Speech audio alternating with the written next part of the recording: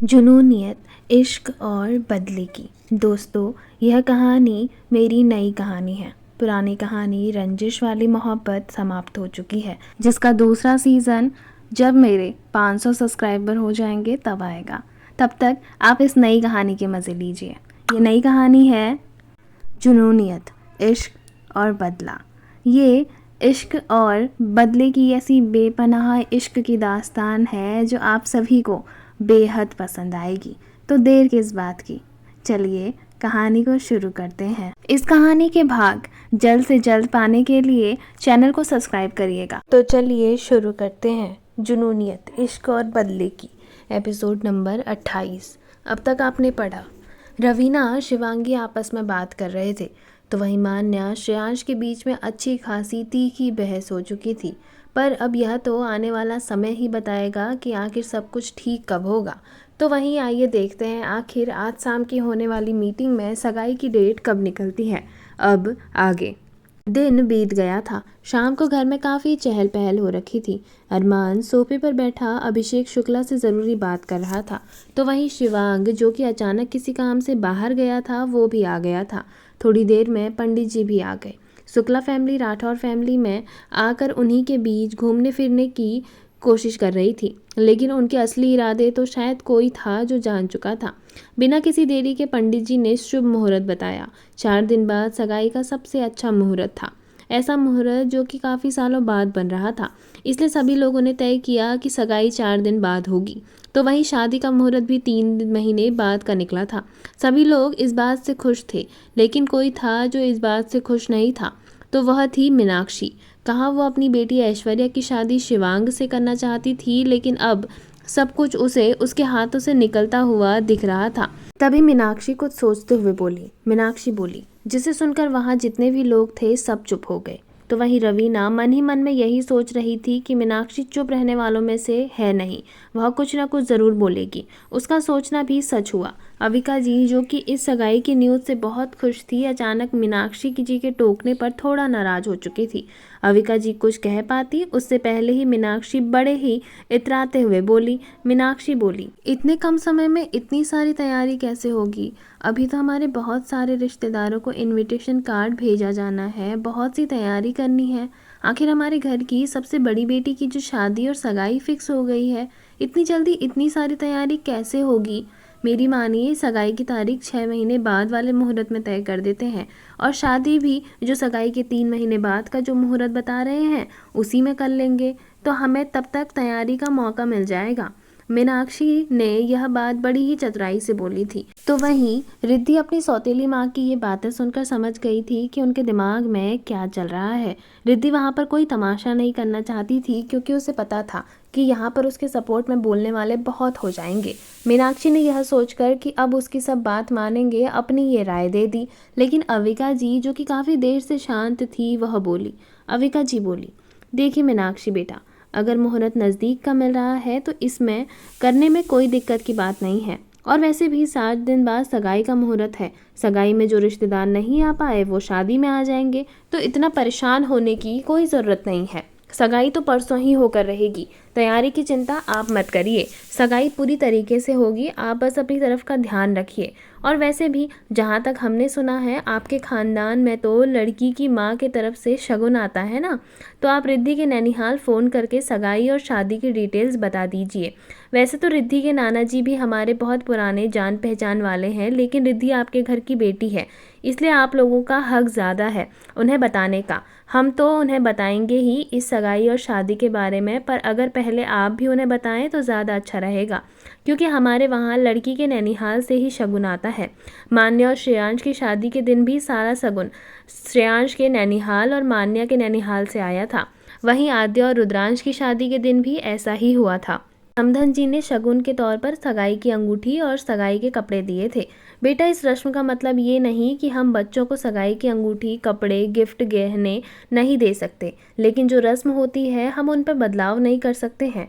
हाँ, अगर कोई दिक्कत की बात है तो कोई बात नहीं, लेकिन जब परिवार संपन्न है तो मुझे नहीं लगता कि रस्म मानने में कोई दिक्कत होगी। और वैसे भी रिद्धि के नाना जी को तो हम बहुत पहले से जानते हैं, उनके ख़ानदान की तो बहुत तारीफ़ सुनी हुई है हमने। क्यों रिद्धि बेटा, आपको कोई दिक्कत तो नहीं कि हमने शगुन की बात इस तरीके से की? हर कोई अब रिद्धि के जवाब का इंतज़ार कर रहा था। अविका जी ने जब रिद्धि से यह सवाल किया तो रिद्धि ने बड़े प्यार से अविका जी की तरफ देखते हुए कहा। रिद्धि बोली, नहीं दादी जी, वैसे भी यह बड़ों के बीच की बात है तो बड़े जो फैसला लेंगे वो ठीक ही होगा। और आपने जो बात कही मुझे वो बात सही लगी कि अगर किसी से नहीं हो सकता तो वहाँ पर ज़बरदस्ती रस्म करवा कर शगुन लेना गलत बात है, लेकिन अगर कोई उस रस्म को कर सकता है तो वहाँ पर रस्म करवाने में कोई दिक्कत की बात नहीं होनी चाहिए। दादी जी, अगर आपके जैसा ही समाज का हर व्यक्ति सोचे और समझे तो किसी को यह नहीं सोचना पड़ेगा कि रस्मों के नाम पर लड़की के माँ बाप और भाई भाभीयों पर जो बोझ बनाया जाता है वो गलत है। रिश्ते बहुत नाजुक होते हैं, इन्हें इस तरीके से ढाला जाए तो इस तरीके से ये मर जाते हैं। अगर इसमें प्यार और इन रिश्तों को सींचा जाए तो वो रिश्ते हमेशा हमारे साथ रहेंगे। पर अगर हमने जलन की भावना से और एक लालच के भाव से, सिर्फ अपना अच्छा हो इस भाव से रीति रिवाजों के नाम पर किसी को परेशान किया है तो वो कहीं ना कहीं गलत ही है। अविका जी बोली, मैं तुम्हारी बात से बहुत खुश हूँ बेटा, तुम हमारे घर की सचमुच बहू बनने लायक ही हो। हमें ऐसी ही लड़की चाहिए थी जो रिश्तों को प्यार से सहेज कर रखे, ना कि तू तुम मैं करके घर में खटास, कलेश, ईर्ष्या, द्वेष की, जलन की भावना पैदा करे। रवीना अविका जी की ये बात समझ चुकी थी कि अविका जी ये बात किसको ताना मारते हुए कह रही हैं। तो वहीं ऐश्वर्या ने जब अविका जी की मुंह से ये बात सुनी तो उसका मुंह बन गया, क्योंकि ऐश्वर्या की हरकत पार्टी के दिन हर कोई देख चुका था। तो वहीं मीनाक्षी जी, जो कि अपने प्लान को फेल होता देख मुठिया कस के बैठी हुई थी, तभी अभिषेक जी बोले, हमें कोई दिक्कत नहीं है, रिद्धि आपके घर की होने वाली बहू है तो आप अपनी बहू को जब ले जाना चाहें हम तब तैयार हैं। सगाई जिस मुहूर्त पर तय हुई है उसी मुहूर्त पर होगी, आप चिंता मत करिए। और रही बात जिन रिश्तेदारों के सगाई में ना आ पाने की, तो उसकी चिंता मत करिए।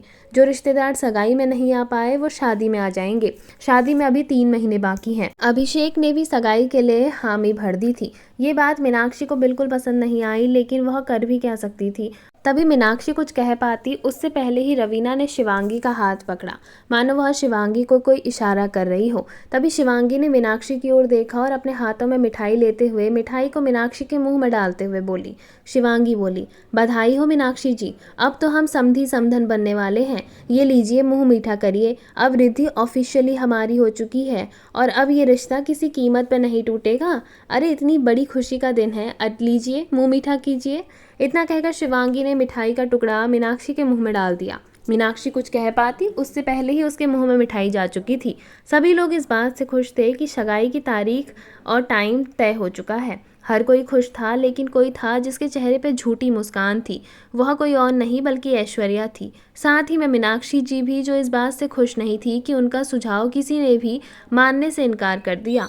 मीनाक्षी अभी यही सोच रही थी कि वह क्या करे जिससे शादी में रुकावट आए, लेकिन अब उसके दिमाग में कोई प्लान काम नहीं कर रहा था। हर कोई शादी और सगाई की न्यूज़ सुनकर खुश था, तो वहीं मेहमान भी जाने की तैयारी में थे। आखिर सगाई की तैयारी जो होने वाली थी, हर कोई इस बात से खुश था। तो वहीं शिवांग और रिद्धि को ज़रूरी बात करने के लिए टेरिस की ओर जा चुके थे। हर कोई उनको क्वालिटी टाइम देना चाह रहा था। तो वहीं टेरिस में पहुंचकर रिद्धि ने शिवांग को कुछ ऐसी बातें बताई जिसकी उम्मीद शिवांग को नहीं थी। टेरिस में पहुंचकर शिवांग को रिद्धि ने कुछ ऐसी बातें बताई जिसे सुनकर शिवांग जानकर बहुत ज़्यादा हैरान हो गया। रिद्धि ने शिवांग को उसके साथ बचपन में जो कुछ भी हुआ था वो सब बता दिया। शिवांग को उम्मीद नहीं थी कि रिद्धि इतनी आसानी से वो सारी बातें कह देगी। उसे लगा था कि वह अपने अतीत, अपने बचपन की बातों को बताने से हिचकिचाएगी, लेकिन यहाँ तो उल्टा ही हो गया। शिवांग रिद्धि से बोला, तो इसका मतलब अभिषेक अंकल इस शादी से खुश नहीं हैं? रिद्धि बोली, उन्हें शादी से कोई फ़र्क नहीं पड़ता। उनके खुश होने से या ना होने से भी कुछ नहीं होने वाला है। फ़र्क पड़ता है तो उनके बिज़नेस कैसे ग्रो करता है और कैसे नहीं, इस बात से। तुम्हारी और मेरी शादी हो जाने के बाद उनका बिज़नेस भी तुम्हारी फैमिली से जुड़ जाएगा। सबको पता लगेगा कि मेरे पापा तुम्हारे पापा के समधी हैं, तो हर कोई उनके साथ बिज़नेस करेगा। आखिर उनका एक रिश्ता जुड़ा है राठौर फैमिली से। ये समझो वो मेरे साथ साथ तुम्हारी कंपनी, तुम्हारे घर के नाम का इस्तेमाल कर रहे हैं। शिवांग ने बहुत सोचा और फिर रिद्धि की तरफ देखते हुए बोला। शिवांग बोला, तुमने आसानी से मुझे ये सारी बातें बता दी। रिद्धि बोली, मैं झूठ की बुनियाद पर कुछ शुरू नहीं करना चाहती थी, इसलिए तुम्हें सब कुछ सच सच बता दिया। अब यह तुम पर डिपेंड करता है कि तुम इस शादी को करते हो या नहीं करते हो। शिवांग थोड़ा मुस्कुराया और बोला, तुम मुझे समझ नहीं पाई हो रिद्धि अभी तक। तुम चिंता मत करो, शादी भी होगी और अभिषेक अंकल का प्लान भी कामयाब नहीं होगा। रिद्धि बोली, वो कैसे? शिवांग बोला, बस तुम देखते जाओ, एक बार अगर ये शादी हो जाएगी उसके बाद शुरू होगा असली तमाशा। रिद्धि बोली, तमाशा तो मेरी ज़िंदगी में इतने हो चुके हैं कि अब मुझे उन तमाशों से कोई फ़र्क नहीं पड़ता है शिवांग। बहुत रंग दिखाए हैं मुझे मेरी लाइफ ने। शिवांग बोला, समझ सकता हूँ, पर मैं तुमसे प्रॉमिस करता हूँ कि तुम मेरे साथ सेफ हो। मैं हर सिचुएशन में तुम्हारे साथ खड़ा हूँ। इतना कहकर शिवांग ने रिद्धि को गले लगा लिया। तो वहीं रिद्धि इस बात से खुश थी कि उसे हमसफ़र के रूप में एक बहुत अच्छा दोस्त मिल रहा है। सगाई की सब तैयारी हो चुकी थी। सगाई का दिन भी आने वाला था। हर कोई खुशी से झूम रहा था, खास करके शिवांग। रिद्धि शॉपिंग करते वक्त और बहुत से काम करते वक्त ऐश्वर्या को बहुत अच्छे से जला रही थी। मानो बचपन से आज तक ऐश्वर्या ने उसके साथ जो जो किया हो वह उन सब का बदला निकाल रही हो। ऐश्वर्या भी राठौर फैमिली के सामने अच्छा बनने के लिए रिद्धि का हर काम कर रही थी। रिद्धि ने ऐश्वर्या को बिल्कुल नौकरों की तरह बना दिया था, लेकिन सब यह सोच रहे थे कि देखो ऐश्वर्या रिद्धि की बहन है और बहन है इसलिए इतना काम कर रही है। लेकिन रिद्धि को पता था कि वह इस मौके को किस तरीके से सही इस्तेमाल कर सकती है। साथ ही में आरोही, जिसकी रिद्धि से बहुत अच्छी बन रही थी, वह भी रिद्धि के इस प्लान में शामिल थी। आखिर इन चीज़ों में आरोही का दिमाग तो बहुत तेज चलता है। तो वहीं मान्या भी इसमें इन्वॉल्व थी, लेकिन घर की बहू होने के कारण उसके सर पर बहुत सी जिम्मेदारियां भी थी। वह एक अच्छी बहू की तरह शिवांगी और रवीना की बहुत मदद कर रही थी। हर कोई इस बात से खुश था कि मान्या धीरे धीरे परिवार के रंग में रंगती जा रही थी और ढलती जा रही थी। श्रेयांश और मान्या के बीच मिसअंडरस्टैंडिंग खत्म तो नहीं हो गई थी, लेकिन इन 3-4 दिनों में उन दोनों के बीच कोई खास बातचीत भी नहीं हो रही थी। पर दोनों एक दूसरे का काम बिना बात के किया कर रहे थे। लेकिन श्रेयांश को इस बीच कुछ पसंद नहीं आ रहा था। वह था मान्या और उसके पार्टनर का साथ काम करना। 3 दिन पहले ही राठौर इंडस्ट्री और मान्या की कंपनी को एक प्रोजेक्ट मिला। घर में सगाई के माहौल होने के बावजूद भी मान्या अपने प्रोजेक्ट पर बखूबी काम कर रही थी, जिसमें उसका साथ दिया रवीना और शिवांगी ने। घर के बहुत से ऐसे काम थे जो वो दोनों देख रहे थे, तो वहीं इन दोनों मान्या की मदद भी कर रहे थे। मान्या इस बात से बहुत खुश थी। धीरे धीरे दिन बीतते गए। 3 दिन बीत चुके थे। सगाई का दिन भी नज़दीक आ चुका था। सारी तैयारियां पूरी हो चुकी थी। आखिरकार कल सगाई जो होने वाली थी, पर एक दिन पहले ही मान्या और श्रेयांश की बहुत बड़ी मीटिंग होने वाली थी आहूजा इंडस्ट्री के साथ। ये मीटिंग उनकी तीसरी मीटिंग थी, जिसमें आहूजा इंडस्ट्री के सीईओ सुक्रांत आहूजा के साथ साथ वह सभी बोर्ड मेंबर्स वहां मौजूद होने वाले थे, जिन्होंने 3 दिन पहले मान्या श्रेयांश की कंपनी को प्रोजेक्ट दिया था। श्रेयांश राठौर इंडस्ट्री की बागडोर को अपने हाथ में ले चुका था, तो वहीं साथ ही में मान्या भी अपने बिजनेस को ग्रो करने के लिए नए नए प्रोजेक्ट पर काम कर रही थी। जिस एक प्रोजेक्ट को करने के लिए मान्या और राठौर इंडस्ट्री में श्रेयांश ने कोटेशन भरा हुआ था, इस प्रोजेक्ट पर काम करने के लिए दोनों कंपनी का नाम अनाउंस किया गया। हालांकि वह कंपनी कभी भी पार्टनरशिप पर डील नहीं करती थी, लेकिन श्रेयांश और मान्या की प्रेजेंटेशन बहुत अच्छी थी, जिस कारण यह प्रोजेक्ट उन दोनों को दे दिया गया। लेकिन इस प्रोजेक्ट पर थर्ड पार्टी भी थी, और वह थी उस बिजनेस का मालिक सुक्रांत आहूजा, जो कि आहूजा इंडस्ट्री का इकलौता वारिस था, जो अब मान्या और श्रेयांश के साथ इस प्रोजेक्ट पर काम कर रहा था। इन 2-3 दिनों में सुक्रांत का झुकाव मान्या की ओर कुछ ज़्यादा ही हो रहा था, जिसे मान्या और श्रेयांश ने अच्छे से समझकर नज़रअंदाज किया। वह दोनों ही अपने काम में कोई बखेड़ा नहीं चाहते थे, जिस कारण उन दोनों ने ही सुक्रांत आहूजा को नज़रअंदाज करते हुए अपने अपने काम पर ध्यान देना ठीक समझा। लेकिन सुक्रांत, जिसकी नज़रें काम करते वक्त भी मान्या पर बनी रह रही थी, उसकी नज़रों को श्रेयांश समझ चुका था। आखिर ऐसा कौन सा मर्द होगा जिसकी बीवी पर किसी की बुरी नज़रें पड़ रही हों और वह देखकर भी चुप हो। मान्या और श्रेयांश शादीशुदा हैं, ये बात सुक्रांत जानता था, लेकिन दोनों पति पत्नी हैं, ये बात सुक्रांत को अभी तक नहीं पता थी। मान्या श्रेयांश की मीटिंग तो अच्छे से हो गई। दोनों ने ही कुछ ही हफ्तों में इस प्रोजेक्ट को कंप्लीट करने की डिटेल्स भी शेयर कर दी। हर कोई इस बात से खुश था, तो वहीं आहूजा इंडस्ट्री, राठौर इंडस्ट्री और मान्या के साथ काम करके बहुत खुश था। हर कोई अपने अपने कामों में लगा हुआ था, लेकिन कैबिन में मान्या, श्रेयांश, सुक्रांत मौजूद थे। तभी श्रेयांश एक फ़ोन कॉल अटेंड करने के लिए कैबिन से बाहर गया कि तभी सुक्रांत ने मौका पाकर मान्या की तरफ देखते हुए अचानक कहा। सुक्रांत बोला, मान्या जी, आपकी शादी हो गई है, पर आपके पति से हम कभी मिले नहीं। क्या करते हैं आपके पति? मान्या जो कि लैपटॉप पर कुछ काम कर रही थी, वह अचानक सुक्रांत के इस सवाल से अपने काम को रोक चुकी थी। उसकी उंगलियां रुक चुकी थी। उसने एक नज़र सुक्रांत की तरफ डाली और बोली। मान्या बोली, मेरे पति बहुत बड़े बिजनेसमैन हैं, पर आप अगर अपने काम पर ध्यान दें मिस्टर आहूजा तो बेहतर होगा। दरअसल मुझे थोड़ी देर में घर भी जाना है, मेरे घर में फंक्शन है, तो अच्छा होगा हम काम पर ध्यान। सुक्रांत ने मान्या से इस जवाब की उम्मीद नहीं की थी, लेकिन उसे मान्या का एटीट्यूड पसंद आ चुका था। तभी सुक्रांत मान्या की तरफ देखते हुए बोला। सुक्रांत बोला, फंक्शन है और आपने अपने बिजनेस पार्टनर को इनवाइट नहीं किया मान्या जी, ये तो बहुत गलत बात है मिसेस सिंह। तभी मान्या कुछ बोलने को हुई कि अचानक दरवाजे पर खड़े श्रेयांश की आवाज़ ने सुक्रांत और मान्या का ध्यान उसकी ओर खींच लिया। श्रेयांश अंदर आया तो वह सुक्रांत की तरफ देखते हुए बोला। श्रेयांश बोला, क्या बात है मिस्टर आहूजा, क्या पूछा जा रहा है मान्या से, और किस फंक्शन की बात कर रहे हैं आप? सुक्रांत श्रेयांश की ओर देखते हुए बोला। सुक्रांत बोला, मिस्टर राठौर, ऐसी कोई खास बात नहीं है। दरअसल मिसेस सिंह के घर में कल फंक्शन होने वाला है और हम बस इतना ही कह रहे थे कि देखिए, ये तो बहुत गलत बात है कि इन्होंने हमें इस फंक्शन में इनवाइट ही नहीं किया। आफ्टर ऑल हम बिजनेस पार्टनर्स हैं। ये बात सुनकर श्रेयांश थोड़ा मुस्कुरा रहा था। श्रेयांश सुक्रांत की तरफ देखते हुए बोला। श्रेयांश बोला, दरअसल मान्या आपको पार्टी में इनवाइट करने वाली थी। सुक्रांत श्रेयांश की बात समझ नहीं पाया। सुक्रांत बोला, कहने का क्या मतलब है आपका मिस्टर राठौर, मैं कुछ समझा नहीं। उसके बाद श्रेयांश ने जो कहा उसे सुनकर तो सुक्रांत के होश उड़ गए। श्रेयांश दरवाजे पर खड़ा मान्या और सुक्रांत को देख रहा था। सुक्रांत पर तो उसकी ऐसी नज़र थी मानो वह अपने गुस्से से ही उसे जलाकर राख कर दे। सुक्रांत ने श्रेयांश को आवाज़ दी तो वह दरवाजे की ओर मुड़ते हुए बोला। सुक्रांत बोला, मिस्टर राठौर आप? श्रेयांश बोला, हाँ मिस्टर आहूजा, आप मान्या से क्या सवाल पूछ रहे थे? तभी सुक्रांत श्रेयांश के सवालों का जवाब देते हुए बोला। सुक्रांत बोला, अरे कुछ खास नहीं, बस यूं ही नॉर्मल क्वेश्चन पूछ रहा था। मिसेस सिंह बता रही थी कि उनके घर में एक फंक्शन होने वाला है, जिस कारण उन्हें जल्दी जाना है, तो बातों में टाइम वेस्ट ना करके हमें काम पे ध्यान देना चाहिए। बस इसलिए मैंने कह दिया कि आपके घर में फंक्शन है और आपने हमें बताया नहीं।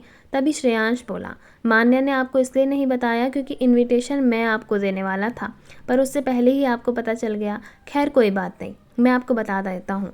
कल शाम को हमारे घर में एक पार्टी है जिसमें मेरे भाई की सगाई होने वाली है, तो आपको सगाई में ज़रूर आना है। ये लीजिए इनविटेशन कार्ड। सुक्रांत बोला, पर ये इनविटेशन कार्ड आपने दिया? फंक्शन तो मान्या जी के घर पे होने वाला है ना? तभी श्रेयांश बोला, तो मान्या और मैं एक ही घर में तो रहते हैं मिस्टर आहूजा। श्रेयांश ने सुक्रांत को इतना कहा तो सुक्रांत हैरानी से मान्या और श्रेयांश को देख रहा था। उसे श्रेयांश की कोई बात समझ में नहीं आ रही थी। तभी सुक्रांत बोला, मैं कुछ समझा नहीं। मान्या जी शादीशुदा हैं, पर वो आपके घर में क्यों रह रही हैं? श्रेयांश बोला, मान्या शादीशुदा है क्योंकि उसकी शादी मुझसे ही हुई है।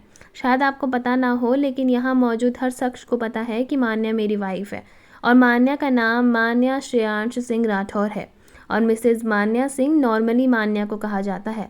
मान्या का पूरा नाम मिसेज मान्या सिंह राठौर है।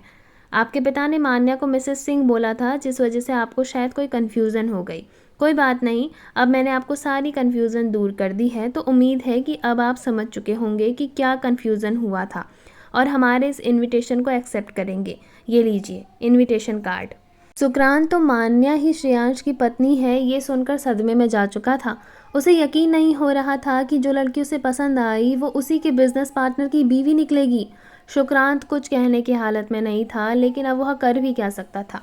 थोड़ी देर वहाँ खामोशियाँ पसरी रही। हर किसी ने अपना अपना काम किया और लगभग 2 घंटे बाद सारा काम खत्म करके मान्या ने लैपटॉप साइड में रखा। श्रेयांश ने एक नज़र मान्या को देखा कि उसका काम हो चुका है, तो श्रेयांश ने भी अपना काम बंद कर दिया और फिर श्रेयांश की तरफ देखते हुए बोला। श्रेयांश सुक्रांत से बोला। श्रेयांश बोला, हमारा काम हो चुका है तो अब हम चलते हैं। बाकी थोड़ा बहुत काम है वो मैं बाद में घर जाकर देख लूँगा और आपका जो काम है उसे आप पूरा कर लीजिएगा। अगर काम एक बार में हो जाए तो हम कुछ दिनों में प्रोडक्शन शुरू कर देंगे। सुक्रांत ने हाँ में सर हिलाया। उसकी हामी पाकर श्रेयांश और मान्या दोनों ही वहाँ से निकल गए। सुक्रांत मान्या को श्रेयांश के साथ जाता हुआ देख रहा था तो उसे उसके दिल में कुछ टूटा हुआ नजर आ रहा था, लेकिन क्या करें, मान्या सुक्रांत की कभी नहीं हो सकती थी। ये बात सुक्रांत समझ चुका था। तो वही कंपनी से बाहर निकलते ही मान्या ने एक नज़र श्रेयांश की ओर डाली और बिना कुछ बोले ही गाड़ी में बैठ गई। श्रेयांश भी गाड़ी में बैठा था तो उसने सबसे पहले गाड़ी में पार्टीशन किया और फिर मान्या की तरफ देखते हुए बोला। श्रेयांश बोला, तुम उसे बता नहीं सकती थी कि तुम्हारा नाम मान्या सिंह नहीं मान्या सिंह राठौर है? तुम मेरी बीवी हो। मान्या बोली, मैं बताने ही वाली थी पर मुझसे पहले तुमने बता दिया। श्रेयांश बोला, बहुत दिनों से देख रहा था मैं ये सब, तुमसे कुछ ज़्यादा ही चीप नहीं हो रहा था ये? तभी मान्या बोली, मेरा ध्यान काम में रहता है, बाकी कौन क्या कर रहा है मुझे इसमें कोई इंटरेस्ट नहीं है। श्रेयांश मान्या के इन सवालों से चिढ़ रहा था क्योंकि इससे इस बात का गुस्सा था कि सुक्रांत मान्या से बार बार चेप होने की कोशिश कर रहा था और मान्या उससे कुछ नहीं बोल रही थी। श्रेयांश बोला, तुमसे तो कुछ कहना ही बेकार है। मान्या बोली, तो मत बोलो। तभी श्रेयांश ने गाड़ी रोकने के लिए कहा और फिर गाड़ी से ड्राइवर को निकलने के लिए भी। मान्या श्रेयांश की इस हरकत से हैरान थी। वो यही सोच रही थी कि आखिर श्रेयांश क्या करने जा रहा है। श्रेयांश ने अपने वॉलेट से कुछ रुपए निकालते हुए और ड्राइवर को देते हुए कहा। श्रेयांश बोला, यह लो कैश, कैब करके घर चले जाना, हम सीधे घर आएंगे। मान्या जो कि अब गाड़ी से बाहर आ चुकी थी वह श्रेयांश की ओर बड़ी हैरानी से देख रही थी। श्रेयांश बोला, गाड़ी के अंदर बैठो, मुझे कुछ ज़रूरी बात करनी है। मान्या बिना कुछ बोले गाड़ी के अंदर बैठ गई और श्रेयांश थोड़ी देर में वहाँ से निकल गया। मान्या अंदर ही अंदर डर रही थी कि आखिर श्रेयांश को अचानक क्या हुआ और श्रेयांश उसे लेकर कहाँ जा रहा है। मान्या ने श्रेयांश से धीरे से पूछा। मान्या बोली, श्रेयांश क्या कर रहे हो तुम? कहाँ जा रहे हैं हम? श्रेयांश बोला, थोड़ी देर में पता चल जाएगा। आखिर कहाँ जा रहा है श्रेयांश मान्या को लेकर? क्या इन दोनों के बीच की कहानी में आने वाला है कोई नया मोड़ जो इन दोनों की कहानी को बदल के रख देगा? जानना बेहद दिलचस्प होगा। आपको कहानी का यह भाग कैसा लगा कमेंट सेक्शन में कमेंट करके बताना ना भूलिएगा। धन्यवाद। आपको यह वीडियो पसंद आई हो तो वीडियो को लाइक करिएगा, शेयर करिएगा, कमेंट करिएगा और बेल आइकन दबाकर चैनल को सब्सक्राइब ज़रूर करिएगा ताकि आप आने वाली कहानी के किसी भी भाग को बिना मिस किए आसानी से देख सकें। धन्यवाद।